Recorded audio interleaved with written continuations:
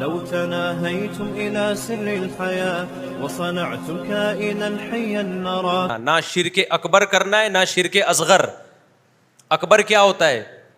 آپ نے یہ سمجھ لیا کہ اللہ کے علاوہ بھی کسی اور کے پاس وہ اختیارات ہیں اسباب سے ہٹ کے کچھ کرنے کے. دیکھو دنیا میں جو بھی کچھ کرتا ہے نا, کوئی لاجک ہوتی ہے اس کی تو کام کر لے گا, کوئی سبب نہ ہو تو کام نہیں کرے گا. ڈاکٹر نے آپریشن کرنا ہے, کینچی ہوگی تو کاٹ دے گا, کینچی نہیں ہو تو پھونکے لگا کے کاٹے گا. وہ پھونکو کو جو بھی پھونکو والی سرکار یاد آ جاتی ہے. آج کل ہمارے چینل کو بہت اسٹرائک دینے کی کوشش کر رہی ہے پھونکو والی سرکار. میرے چینل کے پیچھے ان کے پاس ٹیکنیکل انجین وہ ہیں یوٹیوب کے ماہرین. اتنا میرے چینلوں کے جب سے میں نے پھونکو والی سرکار پہ وہ بیان کیا نا کہ ایک سلنڈر بھر کے رکھو اور یوں یوں کرتے رہا کرو, کیا اتنی پھونک, میں اگر اتنی پھونکیں لگاؤں میری تو پھونک ختم ہو جائے گی بھائی. صحیح بات ہے یار, ہر آدمی میں ایک محدود لمٹ میں پھونک ہوتی ہے. غیر محدود صلاحیتیں اور طاقتیں اللہ نے کسی کو نہیں دی ہیں. لیکن بہرحال پھونکو والی سرکار ہمارے لیے قابل احترام ہے. ہم نے احتراماً یہ مشورہ دیا تھا کہ آپ ایک سلنڈر رکھیں, ایک دفعہ بھروا لیں, کسی مرید کو پکڑا دیں, وہ اسپرے کرتا رہے گا. اس دن کے بعد سے میری شامت آئی ہوئی ہے. ایڈمن بتا رہا ہوتا ہے اسٹرائکوں پہ اسٹرائکوں کی کوشش, چینل بند کراؤ, یوٹیوب پہ اپلیکیشنیں جا رہی ہیں. تو احمد بھائی نے مجھے بولا ایک بیان ریکارڈ کروا دو, پھونکو والی سرکار کو بتا دو کہ آپ یہ حرکت کرنے کی کوشش نہ کریں, کیونکہ ہم آپ کے چینل کے خلاف اگر ہو گئے نا تو آپ کے لیے جان چھڑانا مشکل ہو جائے گا پھر. تو یہ چھوڑ دو. ہم نے آپ کی تعریف میں ایک بات کہی ہے, آپ کی پھونک یعنی آپ کا ٹائم بچانے کے لیے کہ ہول سیل پہ ہمیں, جو آدمی ہول سیل پہ کام کر سکتا ہے اس کو ریٹیل پہ کرنے کی ضرورت. دیکھو ایک آدمی انڈے بیچ رہا ہے 2-2-3-3 کر کے, ہم اس کو اچھا مشورہ دیتے ہیں, ابے تیرا تو اتنا بڑا آدمی ہے, تو ہول سیل پہ کرنا ہے یہ کام, تو آپ ہول سیل پہ جا جاؤ اور اس میں ہو جائے گا. تو یہ اسٹرائک پہ اسٹرائک کی آپ کوشش نہ کریں, اس سے آپ کو انشاءاللہ کچھ بھی حاصل نہیں ہوگا. ٹھیک ہے نا. تو اپنی خام خامے صلاحیتیں برباد ہوں گی, اور پھر آپ تو پھونکو کے ماسٹر ہو. آپ ہمارے چینل پہ یوں لگاؤ پھو, ایک دم چینل اڑ جائے. ایک لنگڑا سیدھا ہو رہا ہے. اسٹرائک تو آسان عمل ہے, کیا خیال ہے؟ بلکہ ہو سکتا ہے میری ویڈیو آ رہی ہو, آپ نے کہا پھو, میں ہی ٹیڑھا ہو جاؤں یہاں پہ. یار جو ٹیڑھے کو سیدھا کر سکتا ہے وہ سیدھے کو ٹیڑھا بھی تو کر سکتا ہے نا. تو کیا ضرورت ہے آپ کو اسٹرائک ہے؟ اتنے سارے انجینئر بٹھا دیے, وہ سب میرے چینلوں کے پیچھے پڑے ہوئے ہیں. ملحد ویسے ہی ہمارے چینل کے پیچھے پڑے ہوئے ہیں. جو اتنی ایپلیکیشن یوٹیوب میں میرے چینل کے خلاف گئی ہوئی ہیں, آپ کی سوچ ہوگی. جو ایتھیس لوگ ہیں نا, ایتھیس لوگ اور کچھ فرقہ پرست لوگ بھی, اتنی ایپلیکیشن یوٹیوب میں, تو یوٹیوب کے حوصلے کو داد دیتا ہوں بھائی, بچا کے کیسے رکھا ہوا ہے.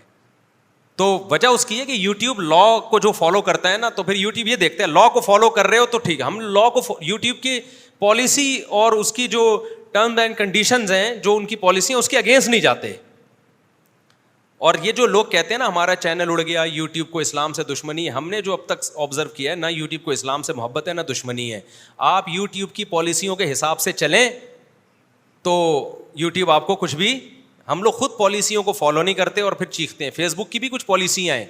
اب میرا اونٹ ذبح ہو رہا تھا, لڑکوں نے لا کے نا, میں نے جب نہر کیا, خون کے فوارے, مفتی صاحب کا اونٹ اور فوارے جا رہے ہیں, اور وہ چینل اڑا دیا ان کا یوٹیوب نے. وہ کہہ رہے ہیں لگتا ہے فیس بک کو نا مسلمانوں کی قربانیوں سے نفرت ہے. ہم نے کہا فیس بک کی پالیسی ہے بلڈ اس میں نظر نہیں آنا چاہیے, خون خرابہ نظر نہیں آنا چاہیے. جتنے بھی ماہرین ہوتے ہیں نا, اب دیکھو وہ نادر علی نے نا حلیم کا دیگ بنایا تھا, کٹا لے کر آیا, بیل لے کر آیا, سارا دکھا رہا ہے, گراتے ہوئے ذبح کرتے ہوئے نہیں دکھایا. آخر میں دیگ نظر آ رہی ہے. اب اگلا پوچھے اتنا بڑا کٹا اچانک دیگ میں کیسے آ گیا؟ بھائی وہ کئی گھنٹوں میں آیا ہے, لیکن اگر وہ لانے کا پروسیس دکھا دیتے نا تو نادر علی کا چینل اڑ گیا تھا. تو وہ چونکہ ایکسپرٹ آدمی ہے, اس کو یوٹیوب کی پالیسی کا پتہ ہے, اس نے دکھایا پورا, بھائی کٹا لے کر آ رہا ہوں, اور ہم ابھی انتظار کر رہے ہیں, بھی گرے گا کٹے گا. کٹا تھوڑی دیر میں کیا حلیم, ایک دم کٹا حلیم میں کیا ہو جاتا ہے, چینج. تو پالیسیوں کا آپ کو احترام کرنا پڑتا ہے. تو خیر, تو میں کیا بات کر رہا تھا یار, کہاں سے, تو پھونک سے وہ یاد آیا تھا مجھے. تو بھائی میرے چینل پہ آپ شو کرو, ایک دم میرا چینل اڑ جائے گا. بلکہ میں ہی اڑنا جاؤں کہیں, میں بھی تو چینل میں آ رہا ہوں گا نا, تو آپ شو کرو, میں آڑا ترچا ہو جاؤں گا. تو ایک سوالیہ نشان ہے. تو میں بہرحال پھونکو والی سرکار سے گزارش ہے کہ کائنڈلی آپ ایسا نہ کریں. ٹھیک ہے نا. تو آپ کہوں پھر جب آپ کو خطرہ ہی نہیں ہے تو گزارش کیوں کر رہے ہو؟ میں آپ کے فائدے کے لیے کہہ رہا ہوں کہ اپنی صلاحیتیں جو آپ پھونکوں میں لگا سکتے تھے وہ ادھر نہ لگائیں آپ, اس میں آپ کو حاصل ہونے والا کچھ بھی نہیں ہے. تو جس نے پھونک لگوانی ہے جائے بھائی, جس کو عقیدت ہے جائے پھونک لگوائے. ہمیں تو وہی جو ہمیں سمجھ میں آئے گا ہم وہ کہیں گے نا. اور میں پھر بار بار کہہ رہا ہوں, میں تو احترام میں کہہ رہا ہوں ٹائم بچانے کے لیے, میں مخالفت میں تھوڑی کہہ رہا ہوں. آپ کو تو میرا شکریہ ادا کرنا چاہیے یار, مفتی صاحب مجھے ہول سیل کا ایک بہترین طریقہ بتا رہے ہیں. خیر, تو کیا بات کر رہا تھا یار میں, شرک اکبر. شرک اکبر تو یہ ہے کہ آپ نے یہ یقین کر لیا, عقیدہ رکھ لیا کہ یہ فلاں شخص میری بگڑی بنا سکتا ہے, اسباب سے ہٹ کے کام کر سکتا ہے. جیسے میں مثال دے رہا تھا, ڈاکٹر نے کینچی استعمال کیے بغیر آپریشن نہیں کر سکتا, انسٹرومنٹ اسباب اختیار کرنے پڑیں گے. اسباب سے ہٹ کے دنیا میں کوئی بھی کوئی کام نہیں کر سکتا, اس کے اللہ نے اختیارات کسی کو دیے ہی نہیں ہیں. آپ کہہ سکتے ہو, بار بار میں یہ مثال دیتا ہوں, معجزہ پھر کسے کہتے ہیں؟ نبی نے تو یہاں سے چاند کے 2 ٹکڑے کر دیے, اس کی کوئی سائنٹیفک لاجک ہے؟ نہیں ہے. تو خوب سمجھ لو, نئے نئے لوگ آتے ہیں نا, اس لیے ایک موضوع کو ریپیٹ کرنا پڑتا ہے بار بار.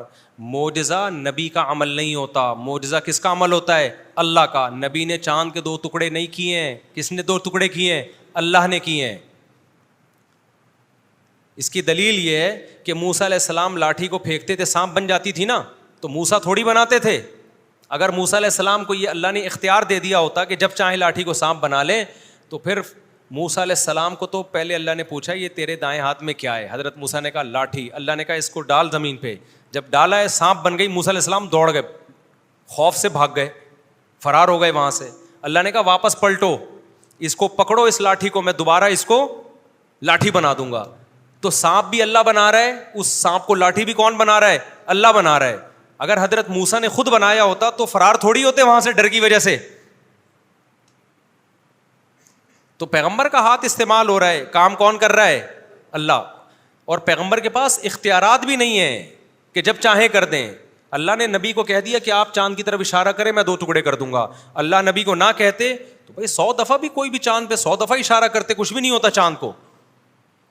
سمجھتے ہو کہ نہیں سمجھتے؟ موسیٰ علیہ السلام جب دریا کے کنارے آ کے رک گئے ہیں, پیچھے سے فوجیں آ رہی ہیں فرعونیوں کی, حضرت موسیٰ پریشان, اب کیا ہوگا؟ اللہ نے کیا کہا, اس لاٹھی کو آپ پانی پہ ماریں, میں 12 ٹکڑوں میں تقسیم کر دوں گا. تو لاٹھی سے جو سمندر ٹوٹ رہا ہے, ٹکڑے ہو رہا ہے, وہ کون کر رہا ہے؟ اللہ. تو معجزہ اللہ کا عمل ہوتا ہے. پیغمبر کی طرف اس کی نسبت مجازی ہوتی ہے, مجازاً نسبت کر دی جاتی ہے. حقیقت میں پیغمبر کے پاس اختیارات نہیں ہوتے کچھ کرنے کے, سمجھتے ہو. اسی طرح کرامت جو بزرگوں کی ہوتی ہے وہ بھی کرتا اللہ ہے. بزرگوں کے پاس اختیارات نہیں آ جاتے, لہذا مانگا بزرگوں سے نہیں جائے گا, نہ پیغمبروں سے. مانگا کس سے جائے گا؟ اللہ سے. آپ کہہ سکتے ہیں نا فلاں بزرگ کے ہاتھ پہ یہ ہو گیا, مردہ زندہ ہو گیا, فلانا ہو گیا. بھائی وہ اللہ کر رہا ہے نا, تو مانگا کس سے جائے گا؟ اللہ سے. بعض لوگ یہ بھی کہتے ہیں فرشتے جب بارش برساتے ہیں, فرشتوں سے اتنا کام, تو پیغمبر سے کیوں نہیں ہو سکتا؟ فرشتے بھی بارش نہیں برساتے, کون برساتا ہے؟ اللہ. اللہ ان کو استعمال کرتا ہے کاموں میں. جیسے قلم ہمارے ہاتھ میں ہوتا ہے تو ہم قلم کو استعمال کر کے لکھتے ہیں, قلم کی اپنی مرضی نہیں ہوتی, کبھی ادھر گھما رہے ہیں کبھی ادھر گھما رہے ہیں. تبھی آپ نے خط لکھوانا ہو, کوئی لیٹر لکھوانا ہو, تو قلم سے نہیں کہا جاتا, جس کے ہاتھ میں قلم ہو اس سے کہا جاتا ہے. قلم سے آپ کہیں گے, وہ کہے گا بھائی میں تو کسی اور کی انگلیوں میں ہوں, جدھر وہ گالیاں لکھ کے دے دے یا دعائیں لکھ کے دے دے. تبھی کوئی بیوقوف قلم سے نہیں کہتا, پین سے نہیں کہہ رہا ہوتا لکھ, ہمیشہ کہا کس سے جاتا ہے؟ کاتب سے کہا جاتا ہے. تو پیغمبروں کے معجزے اور بزرگوں کی کرامتیں دیکھ کر بزرگوں یا پیغمبروں سے مانگنا شروع کر دینا, یہ شرک ہے. اور ان کرامتوں کا انکار کرنا, یہ اللہ کی قدرت کا انکار ہے. یہ بھی ایک طرف انتہا ہے. بعض لوگ کرامت ہی کے وجود کے منکر ہو جاتے ہیں. کسی بزرگ کی کرامت اگر مستند ذریعے سے ثابت ہو, مستند باوثوق ذرائع سے ثابت ہو, پھر اس کا انکار نہیں کرنا چاہیے آپ کو, کیونکہ کرامت کا انکار اصل میں کس کا انکار ہے؟ خدا کی قدرت کا انکار ہے. 2 انتہائیں چل رہی ہیں آج کل. بعض لوگ کہتے ہیں بزرگوں کی کرامتیں ورامتیں کس سے کہانی ہے؟ تم نے دیکھے ہی نہیں بزرگ, نہ بزرگوں کی کرامتیں دیکھی ہیں, تمہارے یہاں بزرگ ہوتے ہی نہیں ہیں, تو تمہیں کس سے کہانی ہے؟ ہم نے تو بزرگ بھی دیکھے, ان کی کرامتیں بھی دیکھی ہیں, تو ہمیں کس سے کہانیاں نہیں. لیکن ہم بزرگوں کو مانتے نہیں ہیں کہ ان سے مانگنا شروع کر دیں. ہمیں پتہ ہے ان بزرگ کے ہاتھ پہ کوئی کرامت ہو رہی ہے تو کرنے والا کون ہے؟ اللہ. اور ہم تو اپنے بزرگوں کی جو ہم نے کرامتیں دیکھی بیان بھی نہیں کرتے ہم. سمجھتے ہو کہ نہیں؟ کیونکہ عوام کی مینٹل لیول سے اوپر کی چیزیں ہیں. ورنہ ہم جن بزرگوں کے یہاں رہے ہیں نا, ان کی کرامتیں بیان کر دیں تو یا تو تم ہمیں جھٹلاؤ گے, یا تم وہ لوگ احساس کمتری میں جاؤ گے, ٹھیک ہے نا, کہ تم لوگ کیا بزرگ ہی نہیں ہوتے.